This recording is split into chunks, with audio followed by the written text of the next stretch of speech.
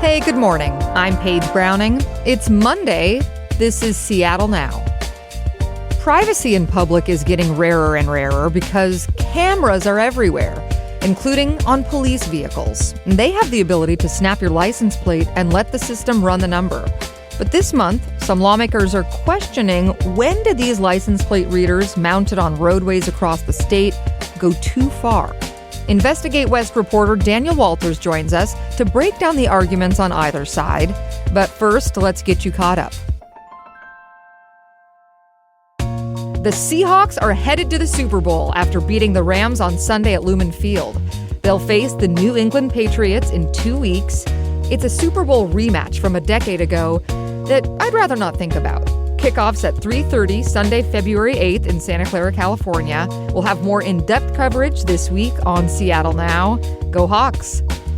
Starting today, King County will begin its point-in-time count to figure out how many people in King County are currently experiencing homelessness. The county is required to do this every other year in order to get money from the Federal Department of Housing and Urban Development. In 2024, the snapshot revealed that more than 16,800 people were homeless in King County. The count goes through February 6th. DNA testing's on the agenda for state lawmakers today. A bill in the state Senate would make it easier for someone convicted of a felony to request DNA testing with the goal of proving their innocence. DNA testing would be granted in most cases rather than getting tied up in court. There's a public hearing on the bill at 10:30 this morning. Check back for more headlines on tonight's episode of Seattle Now.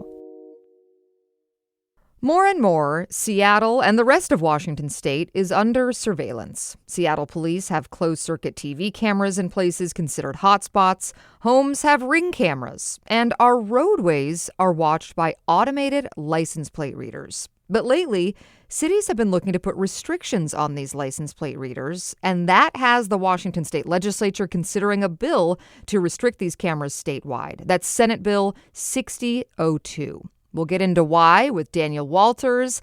He is the democracy and extremism reporter at Investigate West, and he's here now. Thanks for taking the time, Daniel. I appreciate it, Paige. There are a lot of cameras in Seattle, in Tacoma, Spokane, everywhere in the state. But the red flag people are waving now is about automated license plate readers. Can you explain what these are? Effectively, they're cameras that read license plates, but they also do a lot more. They take pictures of cars and they can look at the make and analyze the make, model, vehicle damage of the car, and then catalog that and share it with law enforcement, theoretically across the country. I'm remembering, 12, 13 years ago, I did a ride-along with Spokane Police, and they had some earlier version of these license plate readers. But how did they become so widespread in Washington? Yeah, they become widespread everywhere. I talked to the Spokane County Sheriff, and he was saying the versions of these have been around for a while, but this company, Flock Safety, has made cameras that are effective, they feel like, and so relatively cheap, that a lot of, especially some of these smaller budget-constrained agencies, Washington State is the lowest per capita law enforcement in the country. And so always these people in, if you're a police department or a sheriff's department, you're looking for ways to maximize your force. And so this is seen as almost a dream come true for especially a lot of these smaller agencies in Washington State. And so a lot of them is sort of seized upon these cameras as, hey, this could be a real advantage for us. And there's a lot of hope associated with that. I'm curious, you're talking about, how law enforcement is finding these useful, why this has become widespread, especially for maybe a locale that doesn't have as many police officers, to have extra eyes via these cameras. But now Washington's legislature is considering limits to the cameras. What's the problem?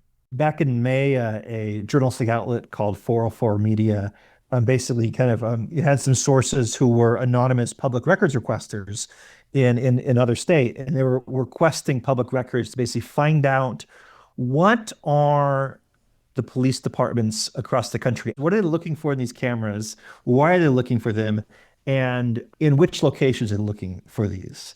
And one of the things they found was that effectively many law enforcement agencies were teaming up with Immigration and Customs Enforcement and doing nationwide searches for immigration-related offenses or potentially civil immigration violations, and doing that, through cameras throughout the country.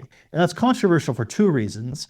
One reason is that simply ICE is controversial right now, which is the way they've handled it and the way that Yep, immigration certainly. enforcement is controversial.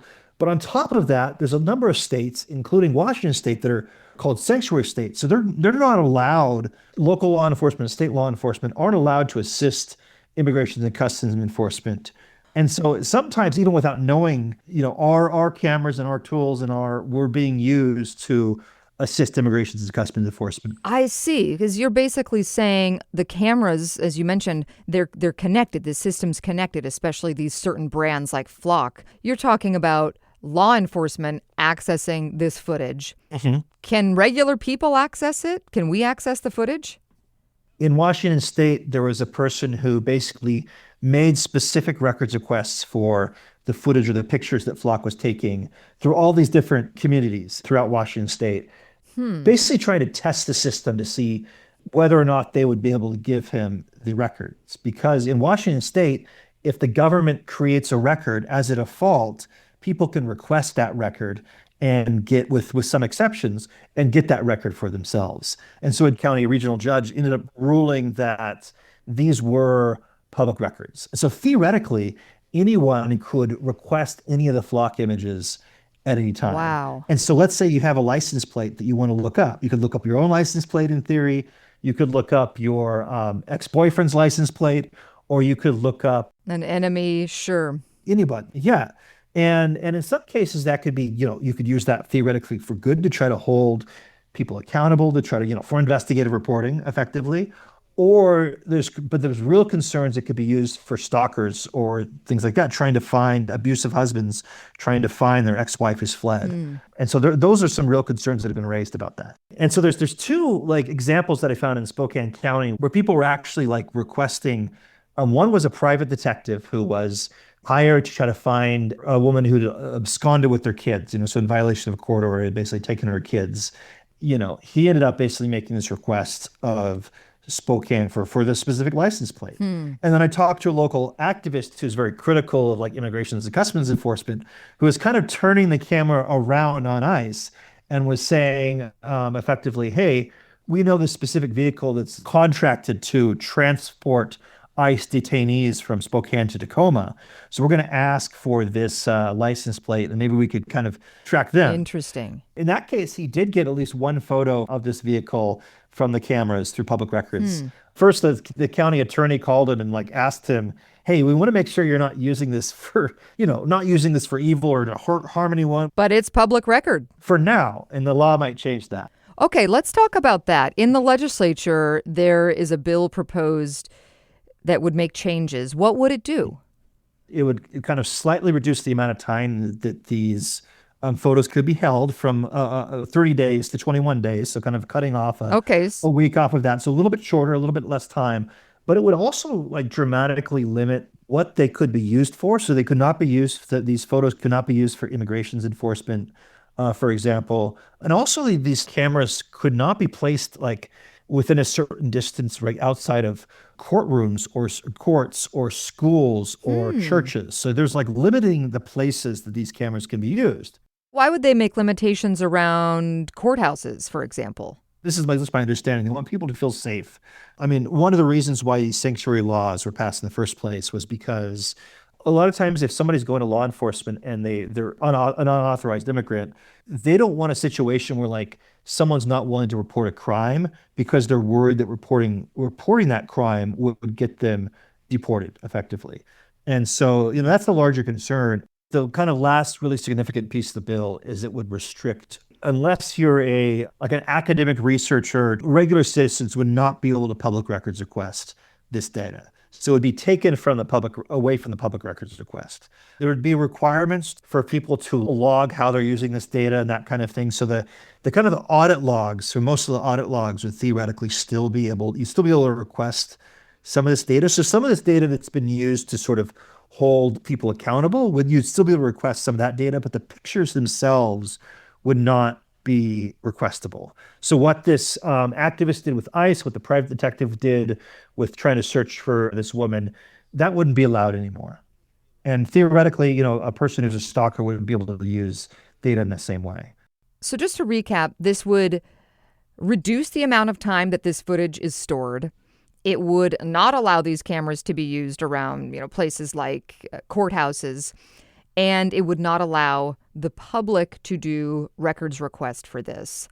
I do wonder about the utility of these cameras. The reason we have them is to help law enforcement. Law enforcement wants to use them to apprehend suspects. When there's a suspect on the loose, the goal is to get them apprehended quickly. They're using these for that. Is there an argument here for keeping automated license plate readers and keeping them, without these regulations because they've got utility in finding suspects? You talk to law enforcement, they're like, yeah, they would argue that effectively, if there's someone who's committed a crime or assaulted a woman, like there's a situation where there's a person who like assaulted a woman at a park, and, they want to be able to not only find the person, which the cameras make it easier to do, they could find, oh, this person has been stalking outside this park for several days beforehand, for example. That's one of the things that the sheriff told me they were able to do. Which could add to the evidence. Right, exactly. So it's not only a matter of being able to find people that they're looking for, fugitives or people there's warrants for, but also it's a matter of being able to make these cases more effectively. Who is supporting the bill and who's the opposition? One of the interesting things, you have one of the more progressive members of the legislature, Senator Yasmin Trudeau, who's oftentimes authored or kind of been involved with authoring bills that really, really restrict law enforcement in certain ways. She's very into trying immigration reform and things like that. But simultaneously, you have one of the more conservative members of the legislature, Representative Jeff Holy. Both people kind of come together with concerns about a tyrannical government. Governmental power in the wrong hands could be used for ill. And so, you have conservatives that might not want Bob Ferguson to have control and go after people they like, and people on the left that are worried about the cameras being used for immigration enforcement or going after people that are vulnerable communities and things like that. So you've kind of have the libertarian middle that has a lot of support for this bill. So far, we haven't seen a lot of opposition to this. If there's going to be I think there's nibbling, it seems like there's nibbling around the edges, debates about how many days should this be held, debates about the exact terms about public records and that kind of thing. But there hasn't been a lot of pushback so far. One more question for you, Daniel, that's just thinking more broadly on the topic.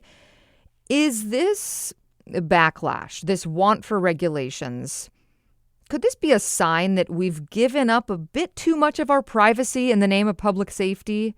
Has it gone too far? Is that the message? One of the interesting things we've seen, this is just kind of a cultural thing, is I think you've seen maybe the high mark of just sharing all your full self online was maybe hit with the millennials. I think we are seeing a lot more caution from, Gen Z in terms of people aren't taking photos of themselves underage drinking and putting them on Facebook anymore like they were when I was in college, right? I remember those days. There has been a lot more of a kind of a pushback against maybe some more, concerns about privacy that we're seeing now. There's always going to be this tension between people want to be safe, people want law enforcement to be effective, but people are often concerned about, what happens if law enforcement that is unethical is using this. We've seen multiple cases across the country where flock cameras have been searched by, police chiefs or officers who are using it for personal reasons to stalk ex-girlfriends or ex-wives, things like that. And one of the things the Spokane sheriff told me, he's very, very supportive of these cameras, but he said, if someone unethical has these, if there's an unethical police chief that has these, that's a real problem. That's a tool that could be abused in really problematic ways. And if we can't stop that from happening, we should just get rid of the tool in the first place. Daniel Walters, democracy and extremism reporter at Investigate West. Great to chat with you, Daniel. Yeah, good to hear from you again, Paige. Have a great day. You too. Thanks for listening to Seattle Now, and thanks to our generous donors for the support you give the show. You can give Seattle Now a boost by clicking the link in the show notes, and following and reviewing the show on your podcast app. Today's episode was produced by Brooklyn Jamerson Flowers. It was edited by Caroline Chamberlain Gomez. Our production team also includes Andy Hurst, Vaughn Jones, and Patricia Murphy. Greg Kramer does our theme music. Seattle Now and KUOW Public Radio are members of the NPR network. I'm Paige Browning. See you tonight for Evening Headlines.